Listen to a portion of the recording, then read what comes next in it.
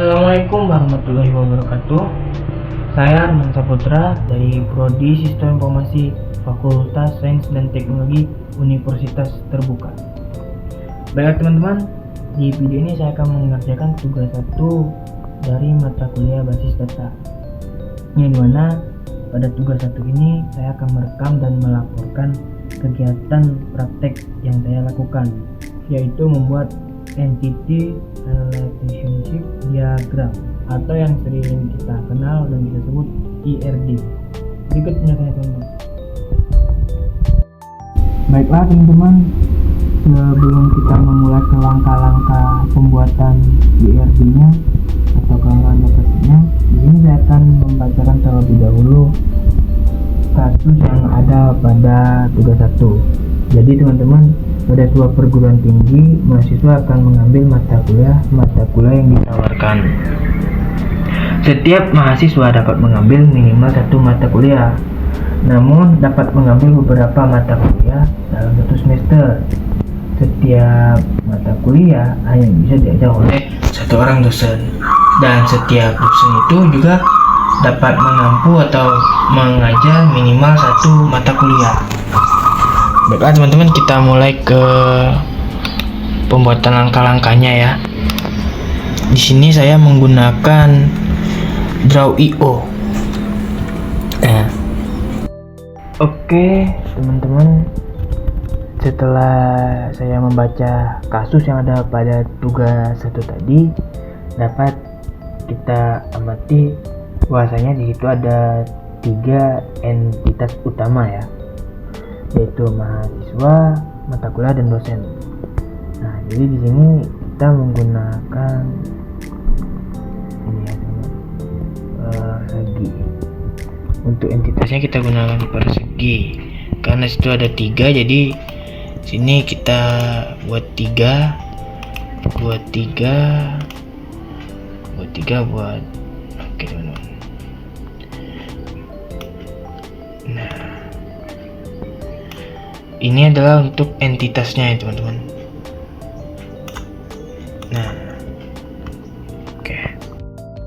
Nah, jadi habis setelah kita menyiapkan entitasnya, kita harus menyiapkan juga yang namanya penghubung ya teman-teman. Di sini yang atau sering disebut tuh relationship antara 3 entitas ini ya. Jadi ini adalah penghubungnya. Ini tuh sangat penting banget sebab ini akan menjelaskan hubungan antara mahasiswa, mata kuliah, dan juga dasar untuk membentuk tabel gitu. Setelah kita siapkan untuk entitasnya, kita juga siapkan buat menghubungnya teman-teman. Sekarang kita kasih nama dulu. Di sini kita kasih mahasiswa, dan di sini mata kuliah, dan untuk di sini itu dosen. Nah, dan untuk penghubungnya itu kita kasih KRS ya. Iya betul, KRS. Nah, di sini penghubungnya nanti. Nah, barulah setelah sini nanti kita menghubungkan. Sebelum kita menghubungkan, di sini kita kasih dulu atribut-atributnya. Seperti mahasiswa, nanti kita kasih nama mahasiswa, NIM, dan prodi mungkin gitu. Nah, begitu pun mata kuliah ya. Seperti itu pun dosen, nanti juga kayak gitu. Oke, kita mulai dulu. Kita menggunakan ini ya teman-teman. Ini, oke. Sambil aku nyiapin atributnya dari 3 entitas ini, aku juga ngejelasin ya teman-teman, kenapa sih ini saya pakai kotak. Soalnya entitas itu objek utama yang punya data sendiri dan bisa dibedakan dari yang lain ya. Atau gampangnya itu entitas adalah benda nyata atau hal penting yang ingin kita simpan datanya nanti di database. Nah, kalau itu tadi kan itu penjelasan buat entitas. Jadi ini kenapa juga ini harus ada bentuk bulat atau opal di ERD-nya. Sebab itu penting banget, harus kita pahami karena bulat itu punya fungsi khusus. Nah, atau opal itu di ERD ini digunakan untuk menggambarkan atribut ya dari entitas atau relasi yang kita buat.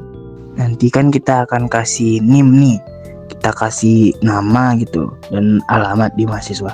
Nah, ketiga data itu disebut atribut, yang semuanya itu digambarkan dengan lingkaran yang menghubungkan ke kotak mahasiswa. Kurang lebih kayak gitu ya teman-teman. Oke teman-teman, habis dari ngebahas 2 poin yang tadi, kita lanjut ke poin ketiga, yaitu poin penghubung, dimana KRS ini ialah singkatan dari Kartu Rencana Studi, yang berarti sih hubungan atau entitas penghubung kan, yang menjelaskan siapa mahasiswa yang mengambil mata kuliah apa dan diajar oleh dosen siapa. Teman-teman, di dalam konteks ERD itu mahasiswa bisa mengambil banyak mata kuliah. Nah, sementara mata kuliah bisa diambil banyak mahasiswa. Jadi hubungan seperti ini itu juga disebut sebagai money to money atau MM. Dan dalam ERD tidak boleh langsung dihubungkan begitu saja. Nah, makanya kita butuh yang namanya entitas tambahan bernama KRS sih, di sini aku kasih untuk menjembatani hubungan itu. Kurang lebih kayak gitulah ya teman-teman untuk penjelasan KRS di IRD saya kali ini. Oke, kita lanjut ke penjelasan atribut yang sedang saya kerjakan nih teman-teman. Ini atribut dari masing-masing entitas dalam diagram IRD yang saya buat. Kita jelasin ya. Yang pertama tuh ada entitas mahasiswa nih, memiliki beberapa atribut pastinya. Seperti contohnya nanti itu yang pasti banget tuh ada nama, ada NIM, ada alamat, dan ada nomor HP. Dan yang kedua ada entitas mata kuliah. Pastinya ini memiliki yang nama mata kuliah kan memiliki MK, nama MK, dan SKS-nya itu. Nah, lanjut ke dosen. Entitas dosen juga memiliki atribut seperti NIDN, nama dosen, dan mungkin jabatannya juga gitu. Jadi di tengah ini kan terdapat relasi nih KRS yang menghubungkan ketiga entitas ini. KRS ini menunjukkan bahwa mahasiswa mengambil mata kuliah yang diajarkan oleh seorang dosen. Nah, relasi ini bersifat money to one. Ya, kalau nggak ya benar, money to one ya.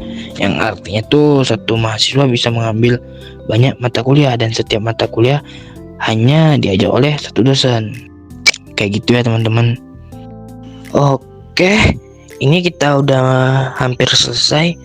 Ini membuat kolom-kolom atribut dari entitas kita udah selesai, dan kita sudah masuk ke bagian pengisian atribut-atribut dari entitas kita ya teman-teman.